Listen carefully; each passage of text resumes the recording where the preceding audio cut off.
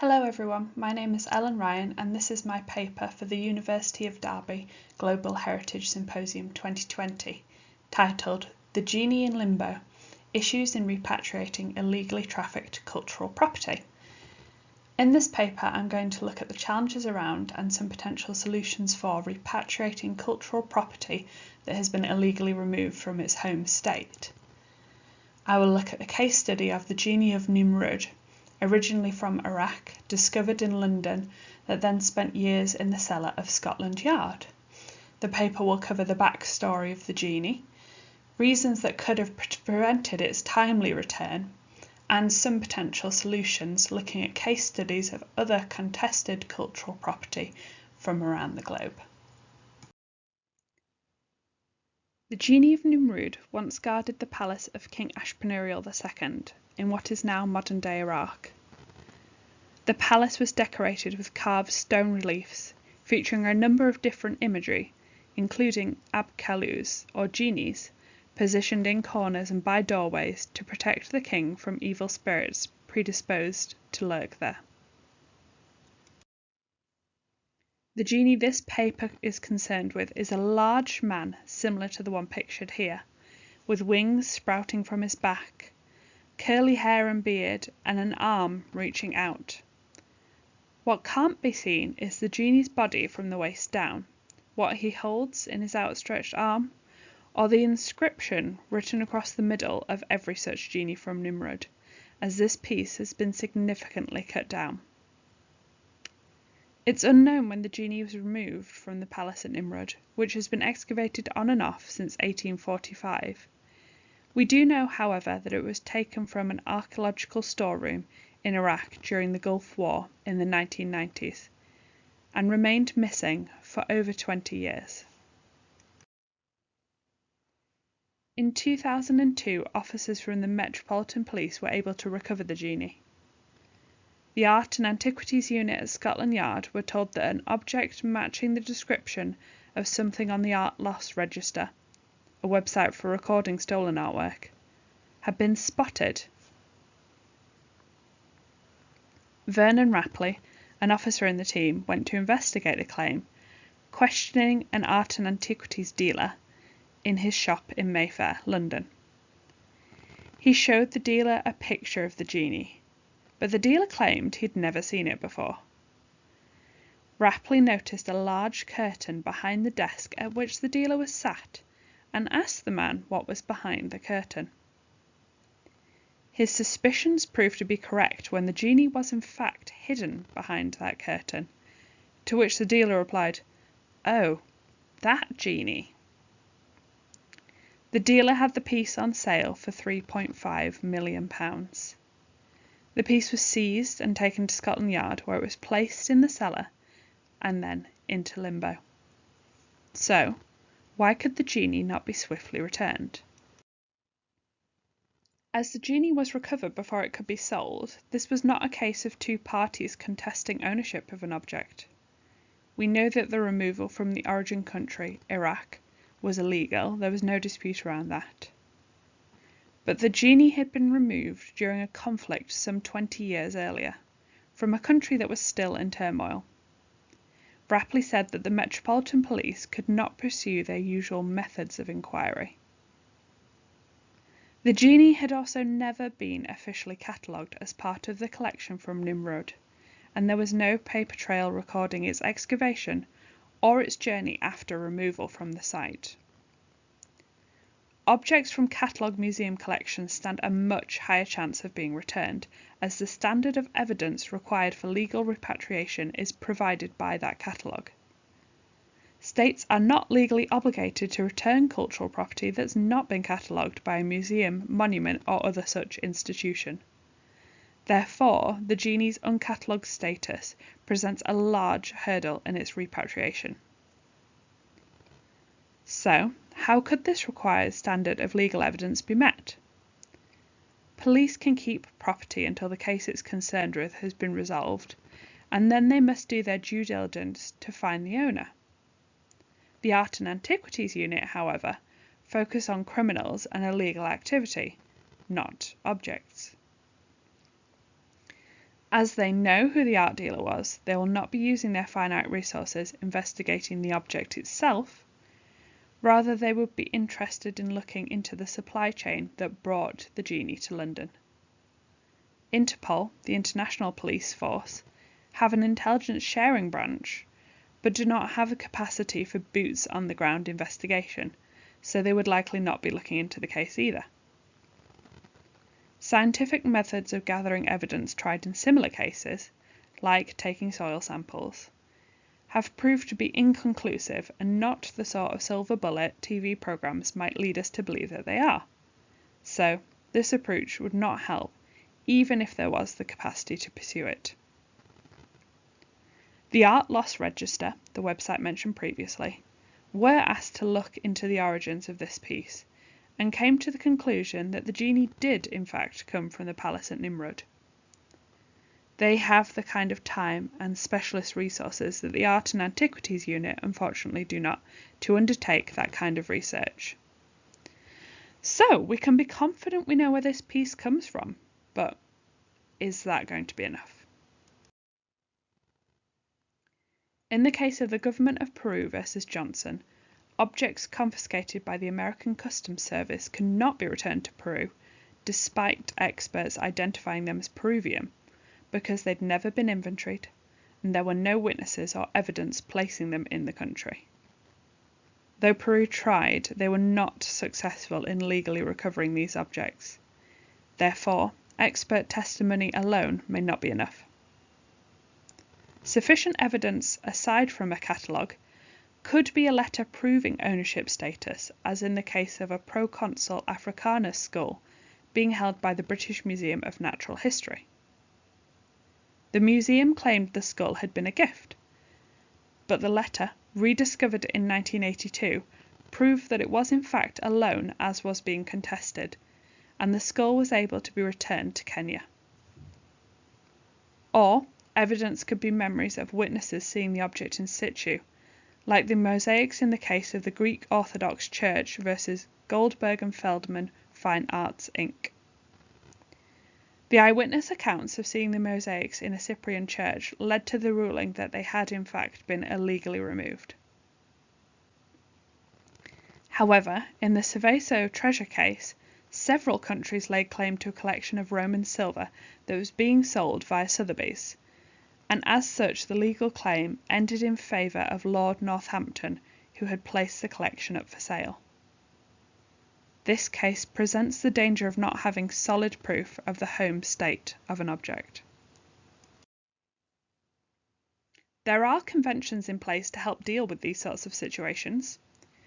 The Unidroit Convention mostly focuses on a private-to-private level, which will not be applicable in the case of our genie.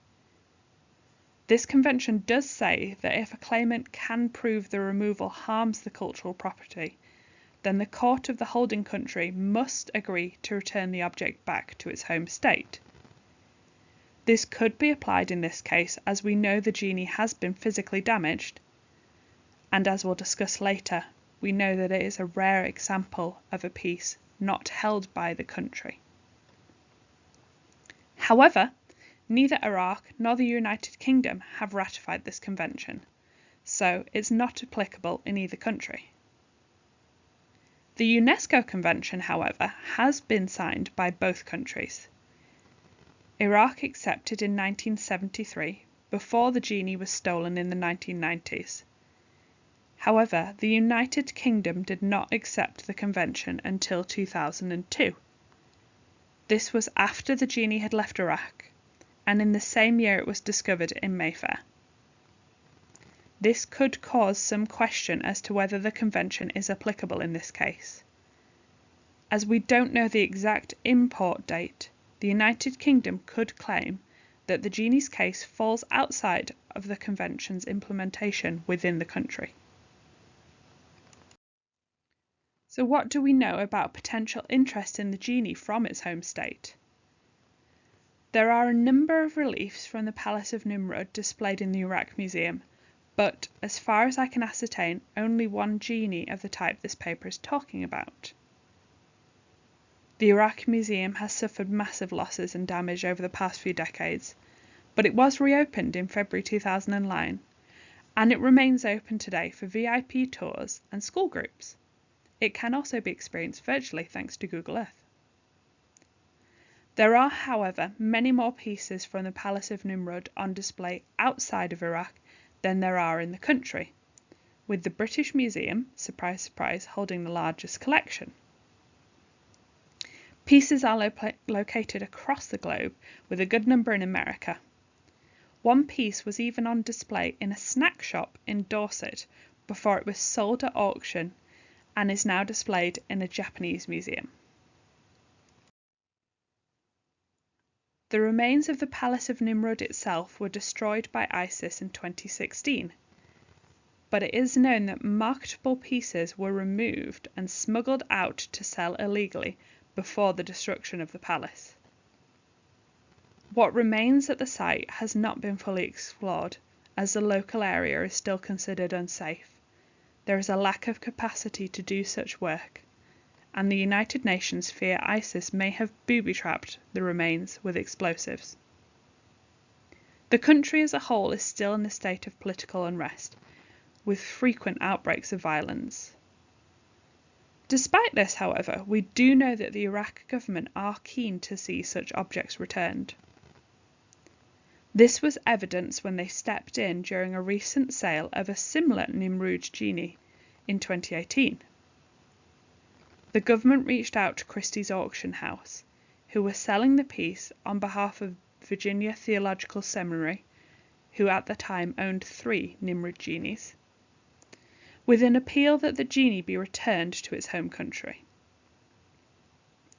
The auction, however, was allowed to proceed, as this piece had been legally imported following a permitted 19th century excavation of Nimrud, and there was sufficient paperwork to prove this claim. The piece in 2018 eventually sold for $28 million to an anonymous buyer. Items have been returned to the reopened Iraq Museum in recent years. America set up the Baghdad Museum project to seek out and return objects to the Iraq Museum, not only from America but from across the globe. The project has returned over 1,000 items since 2003, and these are not just objects known to have originally been stolen from the museum, but other objects relating to Iraq's story. One such object is a gold-plated AK-47 that once belonged to Saddam Hussein. It was later picked up by an American soldier stationed in the country before being returned through the project.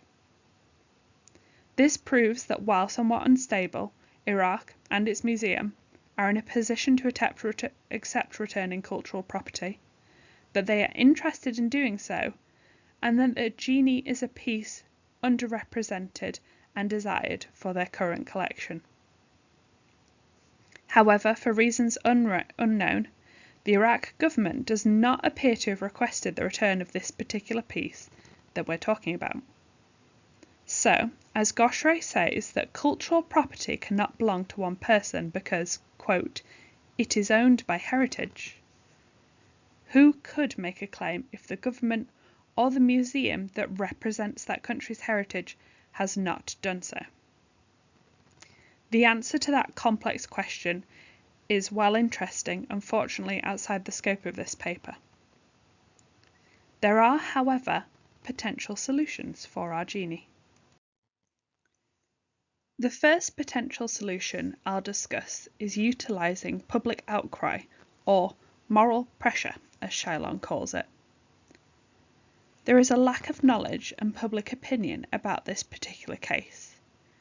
However, the newspaper articles relating to the 2018 sale of the similar Nimrud Genie show public interest in similar stories.